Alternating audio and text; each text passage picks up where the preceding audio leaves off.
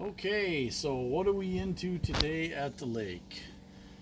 Today's project is we're going to rub out this oxidized gel coat on this 1991 Hydrostream Voyager. After 29 years or 29 summers of sitting under a boat lift canopy, even though it only gets side sun, you can see the effect of the fade, right? Don't look at these scratches. My little brother did these. Um, we're gonna use rubbing compound and a 7-inch DA orbital tool to put it on with. So this is what we're gonna use. These are available with about 5 different brand names. I like these because they are multi-speed. They go pretty slow and they will go pretty fast. And it allows you to work it with everything from really abrasive compounds if you need them up through polishes and glazes. So we've got the power unit, we got a hand pad, we've got both a terry bonnet and a wool bonnet. We're going to start with the foam at the compound. We're going to see what we need here. It's always a little hard to tell how much we're going to need to cut through this. We've got at least 3 different compounds we can use, and then normally I really like this stuff on years where I'm not rubbing or compounding anything. This really machine applies well, produces a really good finish. The only problem is this is like my last bottle, and I haven't really looked, but it doesn't appear to be readily available. What I'm going to use this year after we're done is I'm going to use this wacky new finish stuff. Now, I hate to use snake oil stuff off TV as much as the next guy, but this stuff actually really works excellent over a freshly rubbed surface.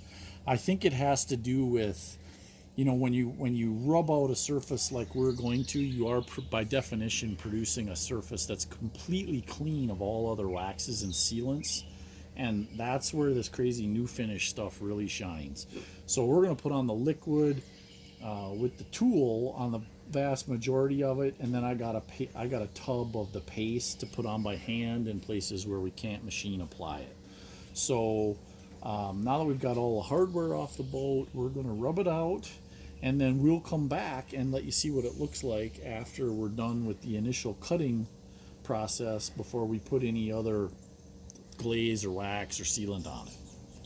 Okay, so we got one side done. We're going to actually show you how we're doing this. We're sort of making our own mix here. This Meguiar's Ultimate lays out really nice on the bonnet, but for the oxidation we're working with, it's just not abrasive enough.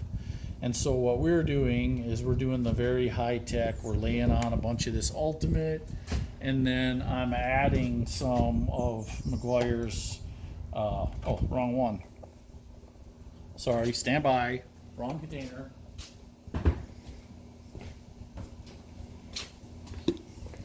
I'm adding some of this Meguiar's Clear Coat Safe Rubbing Compound, which obviously is no clear coat on gel coat on a 30-year-old boat finish. But I don't want to use just this. This stuff is a little too abrasive to use straight for what I'm doing.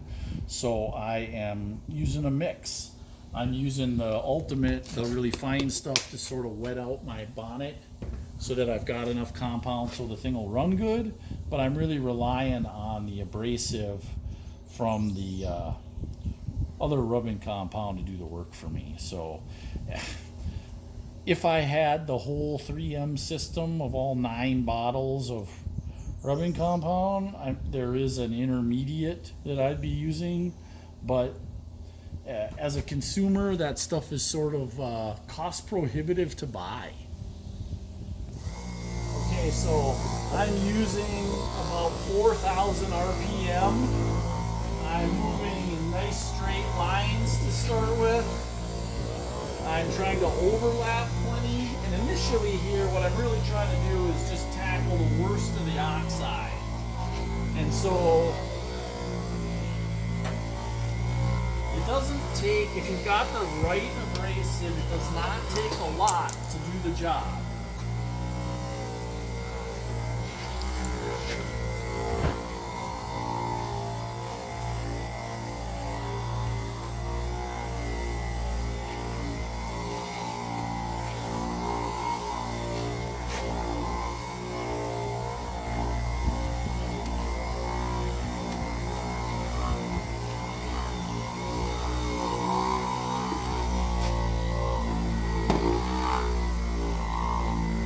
Now it will start to dry out a little bit as you compound. So what I do, which is not necessarily what people recommend, but what I have found over time works really excellent, is this is a Windex bottle, but this is just literally clear water. And when you're dealing with full heat and humidity like I am today, even though I'm in the garage to get out of the sun, I am fighting that the volatile parts of the rubbing compound are trying to dry up on me before I can complete the job.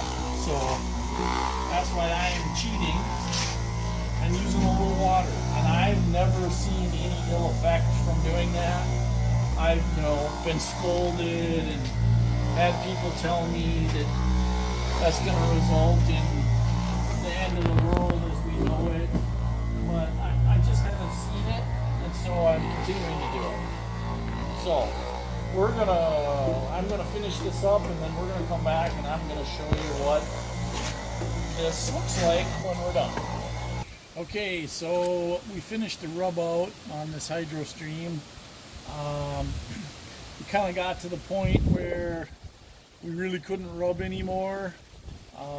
It actually turned out pretty good. The sheen's pretty even. You can see there's a little bit of fade here. This section we didn't machine work up in here. You could see the difference out into here. And if I haven't pop riveted, I left this loose so you could see. You can still see the the difference in tone to the gel coat that's been protected from the sun, but it actually looks quite a bit better than it did. So we're going to call that good. We're getting a couple spots where if we try to rub enough to get the color and the gloss fully back, we're going to end up through the gel coat, right? A Hydrostream is not an eliminator or a Shiata or even really an Allison in terms of the quality of the gel coat work. So we're going to call this good, and we're going to go stick it in the lake.